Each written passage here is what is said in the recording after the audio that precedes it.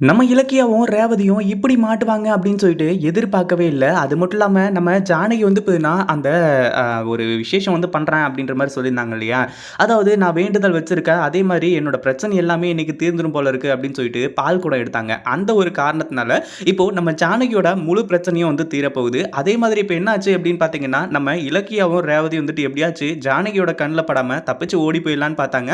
ஆனா இந்த பைரவியோட கண்ல பட்டு கடைசியில பைரவி வந்துட்டு இலக்கியாவையும், ரேவதியும் கையும் களவுமா புடிச்சு நம்ம ஜானகி கிட்ட மாட்ட வச்சுட்டாங்க.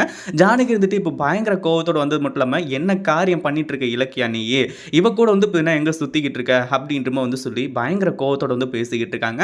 அதே மாதிரி இப்போ ஜானகிக்கு ஒரு ஜாக்பாட் அடிச்சிருக்கு. அதாவது இந்த இவங்களுக்கு பைரவிக்கு ஒரு ஜாக்பாட் அடிச்சிருக்கு. என்ன அப்படின்னு பார்த்தீங்கன்னா, அடுத்ததா நம்ம ரேவதி இருக்கக்கூடிய இடம், அதாவது இதுதான் சொல்லிட்டு வந்து தெரிஞ்சு போச்சு இல்லையா? இந்த எஸ்எஸ்கேவுக்கு ஃபோன் பண்ணி வந்து பார்த்தீங்கன்னா, இன்ஃபார்ம் பண்ணிட்டு போறாங்க. அதாவது இப்போ நம்ம ஜானகி வந்துட்டு, "இங்க வா இலக்கியா" அப்படின்னு சொல்லிட்டு வந்து சொல்லி, இப்போதைக்கு கோவில்ல எதையுமே பேசாம, இங்கிருந்து வந்து பார்த்தீங்கன்னா, வீட்டுக்கு கூட்டிட்டு போக போறாங்க.